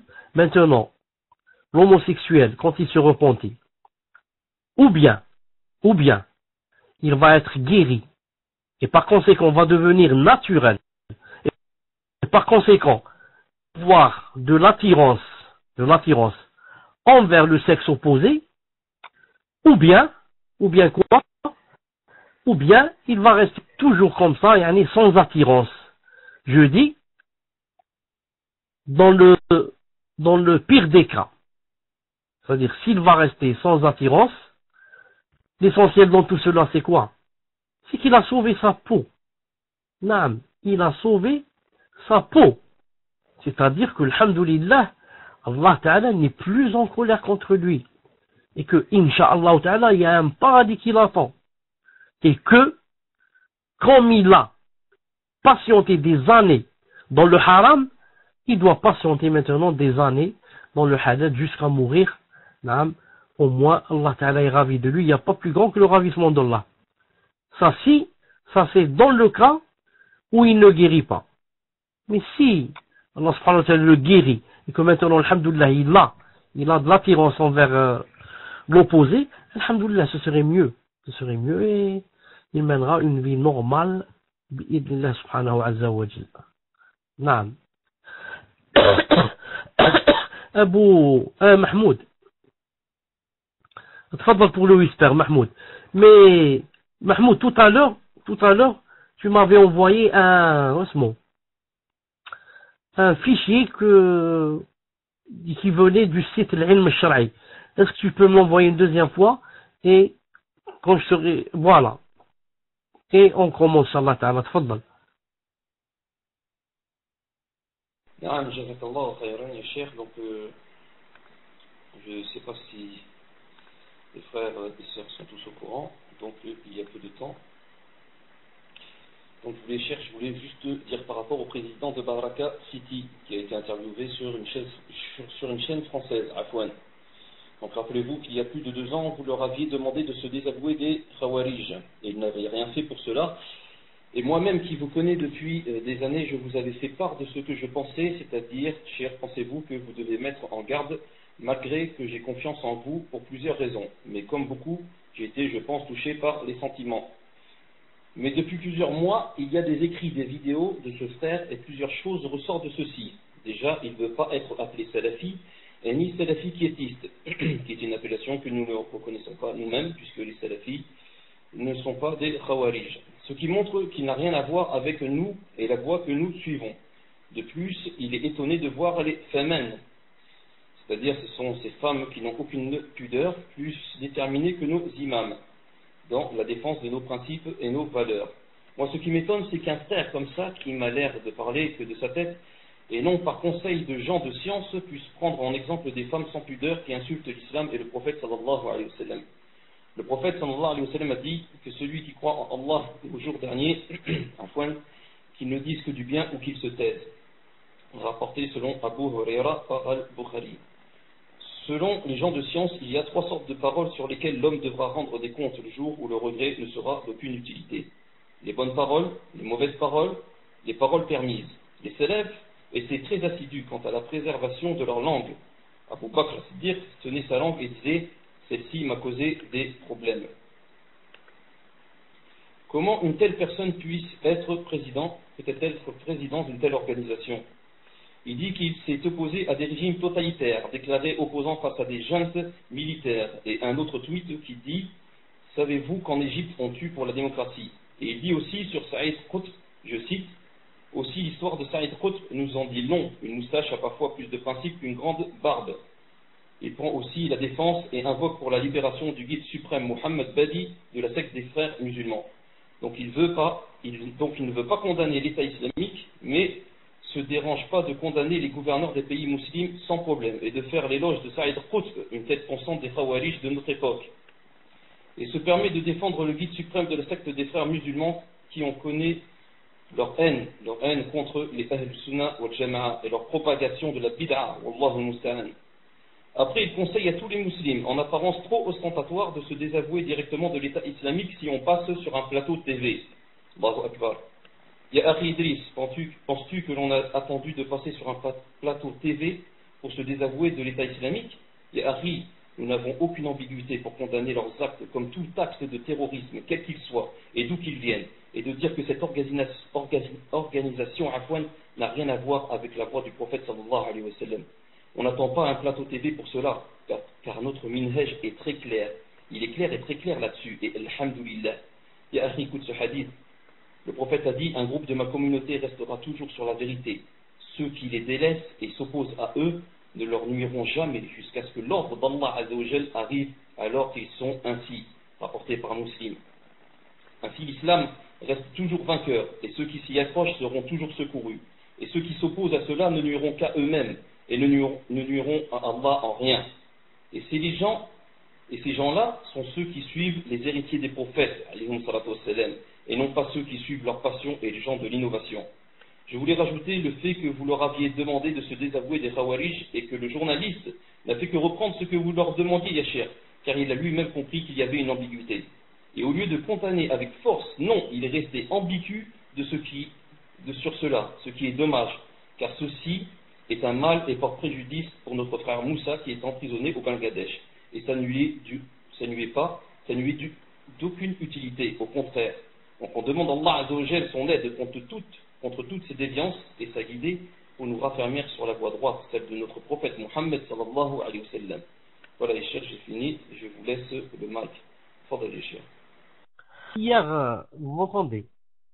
Hier j'ai entendu, là j'ai vu la vidéo. J'ai été écœuré. Non, pour plusieurs choses. La première, tu n'as pas honte.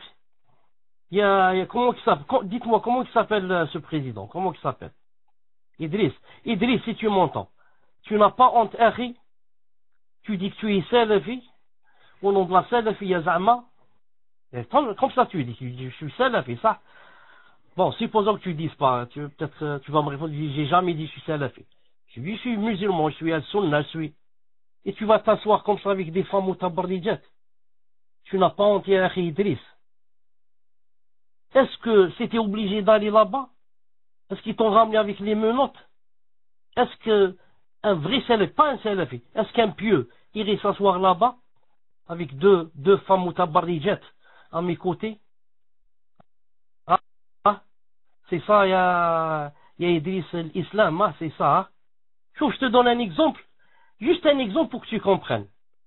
Chauffe le vrai salafi, chauffe Allah Ibarak, chauffe chez nous ici en Algérie, Cheikh Azzdin Ramadani, qu'Allah Ta'ala yahfadah, ahsabu kadalik wa law zaki Allah ahadan.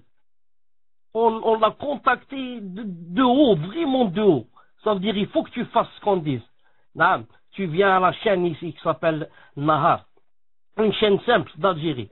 C'est pas Canal Plus ou la TF2, où il n'y a ni aïb, ni porno, ni rien, une chaîne simple, seulement avec les hommes. Et tu viens parler dans le din. Il a dit jamais je n'accepte. Ils ont dit comment c'est grave, il va avoir coup d'état, il va avoir. Il a dit à condition alors. C'est quoi la condition? On fait ça, il y a la télévision a dit on va filmer dans une pièce de ma mosquée. Allahu Akbar. Dans une pièce de ma mosquée. Condition, je viens pas chez vous. Vous les hommes, pas les femmes. Hein? Condition, chez moi. Dans ma mosquée, dans une petite chambre. Ils ont filmé là-bas pendant 1 heure ou là. Comme ça, il y a des tu n'as pas honte. avec deux mutabarrijat, et plein de mutabarrijat là-bas, et les pervers, c'est toi au milieu, en train de parler. Qui t'a obligé d'aller là-bas? Qui t'a obligé? Ils t'ont pris avec force, hein, ils t'ont mis des chaînes, ils t'ont dit on va tomber en prison. Ensuite, tu n'as pas honte quand on te demande de te désavouer, tu dis oui, d'accord, s'il tue les femmes, hein, s'il tue les enfants, s'il tue les vieux, ça veut dire quoi? Ça veut dire je me désavoue pas s'il tue pas les vieux, et s'il tue pas les enfants, et s'il tue pas c'est pas le troisième index, c'est qui? Vous avez compris? Oui, bien sûr, je me désavoue s'il tue les lahara, s'il tue les vieux, s'il tue les enfants, s'il tue les femmes enceintes. Mafhoum mukhalafa? Si tu pas les femmes enceintes, si tu pas les enfants, tu pas les vieux, ça veut dire que je me désavoue pas, ils sont machallah. Hakda ya Idrissa. De toute façon, moi je savais, moi ça fait 2 ans, je leur ai dit, ya Jama'a, écrivez une phrase seulement dans votre site, que vous désavouez de ces gens-là, ils n'ont pas pu. Moi aujourd'hui, je peux vous dire, après avoir écouté ce que j'ai écouté et vu le fichier qui est là devant moi, un fichier, qu'on m'a envoyé, recopié du site, l'ilm al-shar'i. Vous avez remarqué que le journaliste lui-même lui a dit, c'est ambigu. Il a dit, c'est pas clair. Comme ça. Quelqu'un qui n'est même pas musulman lui a dit, non, c'est pas comme ça qu'on se désavoue. Subhanallah al-azim. Même, d'où ils ont remarqué. El-Muhim. Maintenant, que je vois ce qu'il y a ici devant moi, du site recopié de l'ilm shar'i, après avoir vu ça, et je vais vous lire quelque chose de ce site, après avoir lu ça, qu'est-ce que je vais dire? Vous la laissez d'abord, je vais vous lire, ensuite je vous donne bi'idhnillah ta'ala mon point de vue. Bon, alors, dans ce tweet, le tweet du 4 mars 2015, qu'Allah libère Mohamed Badi', condamné à la prison à vie par le régime de Sisi. Oh Allah, ordonne sa libération. Allahu Akbar. Comme par les frères musulmans et les takfir.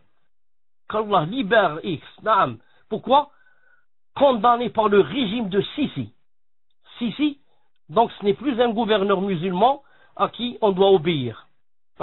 Il a condamné Mohamed Badi', qu'Allah ordonne sa libération. Naam. Allahu Akbar. Ma'adish. Et ce Mohamed Badi', en photo, avec la main de Rabi'a, des frères musulmans, les 4 doigts. Ma'alish. Un peu plus bas. Qu'Allah libère Mohamed Beltaji, un lion enfermé pour s'être opposé à Sisi. Allahu Akbar. Donc, ce lion de la Sunna, Naham, donc il a été enfermé pourquoi? Pour s'être opposé à Sisi. Allahu Akbar. Tu sais pas que Al-Sunna ou Al-Jama'a, yani, qu'ils ordonnent aux gouverneurs des fois d'emprisonner des gens de la bid'a et des gens qui veulent se rebeller, des gens qui font le tapage. Tu sais pas que ça rentre dans la sunna de dire au gouverneur, comme a fait Cheikh Ben Baz, rahimahullah ta'ala, à l'époque, avec Salman Aouda et l'autre, al-Hawali hadak, al-Hawali ou al-Hawali, Safar al-Hawali, il leur a dit, ce sont des gens de la fitna. Il faut faire quelque chose contre eux. Il les a emprisonnés, masha'Allah, je ne sais pas combien d'années. Et malgré cela, ils sont toujours sur le même chemin, si ce n'est pas plus. Celui-là, Idriss, il n'est pas avec Sisi, il est avec Beltaji. C'est Beltaji qui a raison ici, c'est pas Sisi. Sisi est en tort de l'avoir mis en prison. Taïeb, un peu plus bas, qu'est-ce qu'il va dire? Il y a des hommes qui ont encore plus de courage que les lions. Allahu Akbar. Tu les reconnais, sourire aux lèvres, emprisonnés. Naam, c'est ça la aqidah des Ikhwan. Les Ikhwan, il te dit, la prison, ça s'appelle l'école de Youssouf, Madrasat Youssouf. Il te dit parce que Youssouf alayhi salam est resté des années en prison. Tout musulman qui rentre en prison, c'est masha'Allah. Naam. C'est quoi? C'est Madras Youssouf.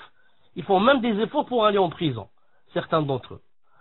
Il dit encore dans un tweet du 7 mars, Idriss dit, Mon soutien pour les frères musulmans brûlés, vifs ou emprisonnés à vie par Sisi entre parenthèses, il n'a pas dit, c'est moi qui me le dis. Sisi, c'est-à-dire le Valim, naam, sera sans faille. Écoutez, mon soutien pour les frères musulmans brûlés, vifs ou emprisonnés à vie par Sisi sera sans faille. Naam. Mon soutien pour les frères musulmans sans faille. Sans faille. Les croyants ne sont que des frères. Il cite le verset. Innamal mu'minuna ikhwa. Naam. Pour Sisi, pour Idriss, les croyants sont tous des frères. C'est le verset qui a dit ça. Les Ahbash sont mes frères. Les Tablir sont mes frères. Les Soufis qui adorent les tombes sont mes frères. Tous ceux qui disent Wahdat al-Wujud, ce sont mes frères. Les Takfiris, ce sont mes frères. Les Khawaris, ce sont mes frères. Pourquoi? C'est Allah qui a dit ça dans le Coran. Il a dit les croyants ne sont que des frères. Tout ça, ce sont des frères pour moi. Un peu plus bas,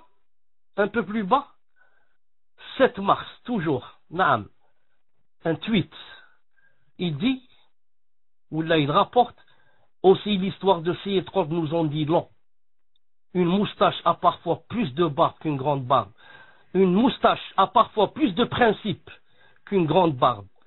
A'oudou billah de dire une phrase pareille. Ça risque même de donner l'apostat. Si je dis que il y a une moustache, des fois c'est mieux que la barbe. Naam, la barbe qu'a légiféré le prophète sallallahu alayhi wa sallam, qui a dit il faut faire la barbe. Laissez la barbe, il n'a pas parlé de la moustache. Ici il te dit c'est le contraire. Des fois la moustache est mieux que la barbe. Allahu Akbar. L'histoire de ces étroites nous en dit long. Naam. Donc ils prennent les principes de l'histoire de ces étroites. L'égaré égareur. Que, comme a dit Cheikh Ibn Uthaymin, s'il n'y avait pas cette piété ou là, j'aurais dit de lui qu'il est kafir. Naam. Pour avoir dit ce qu'il a dit dans Dhilal al-Qur'an et dans l'Adala al-Ijtima'iyya et ses autres livres. Pourquoi Adamouni? Du coffre plein de Wahdat al-Wujud et plein. Il insulte les Sahaba, il insulte Moussa alayhi salam, il rit de lui. Que Allah Ta'ala nous préserve. Ensuite, 6 mars 2015, aujourd'hui une réunion importante pour vous préparer un bourget magnifique et engagé. Masha'Allah. Masha'Allah. Vous allez nous préparer un bourget magnifique. Masha'Allah. Masha'Allah, qu'Allah nous préserve d'assister à ce bourget ou là, chez vous. Ensuite, dans un tweet du 6 mars 2015, Rawa'i', parmi les choses admirables de qui? Nabil al-Iwadi. Naam. Et une vidéo de Nabil al-Iwadi ici. Ou là de qui? Attendez, je ne le vois pas bien. Je crois que c'est l'Arifi ou là c'est Nabil al-Iwadi. L'un des deux. Naam. Il est là, en face de moi. Naam. Il lui fait des éloges. Il met ses vidéos. Naam. Ensuite, Idriss est le symbole de Rabi'a des frères musulmans. Idriss lui-même, en photo ici, devant moi, avec la main comme ça, les 4 doigts des frères musulmans. C'est-à-dire, je suis avec vous. Avec vous. Vive les frères musulmans.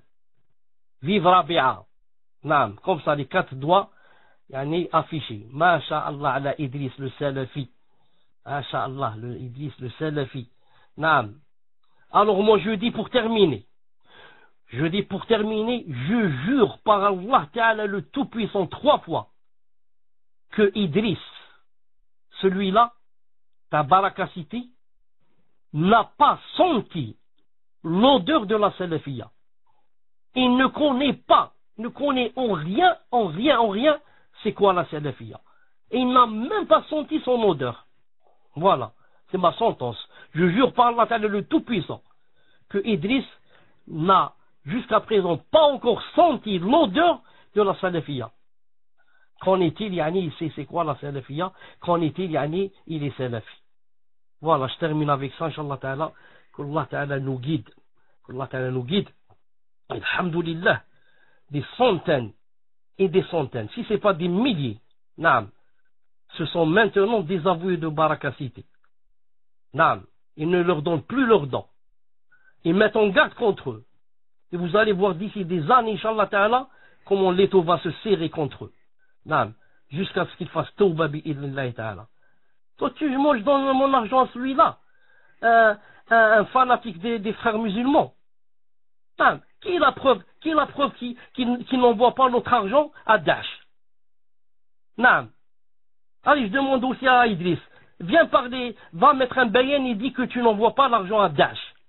Tu n'envoies pas pour qu'ils achètent là-bas les missiles pour étrangler les musulmans. C'est pour égorger les femmes et les enfants. Naam. Vous savez c'est qui Daesh? Daesh c'est juif, c'est sioniste, c'est Amérique, c'est... Naam. Donne-nous une preuve que les musulmans, quand ils te donnent de l'argent, tu n'achètes pas les armes à Daesh. Puisque tu ne veux pas te désavouer d'eux. Naam. J'arrêterai ici. Alhamdulillah, qu'Allah Ta'ala nous a donné la clairvoyance. Alhamdulillah, qu'Allah Ta'ala chaque jour nous montre le vrai chemin. Et chaque jour, met la lumière dans le cœur des croyants et leur donne le furqan pour bien discerner entre celui qui cherche vraiment l'islam et cherche al-sunnah ou al-jama'a et celui qui a d'autres buts, mais laisse pousser la barbe et fait tomber les nouveaux et les juhal, etc., les fait tomber dans leur piège. Qu'Allah Ta'ala nous préserve, qu'Allah Ta'ala nous préserve, qu'Allah Ta'ala nous préserve. Tfaddal H92, tfaddal avant que je termine, avant que je ne ferme le salon. Tfaddal.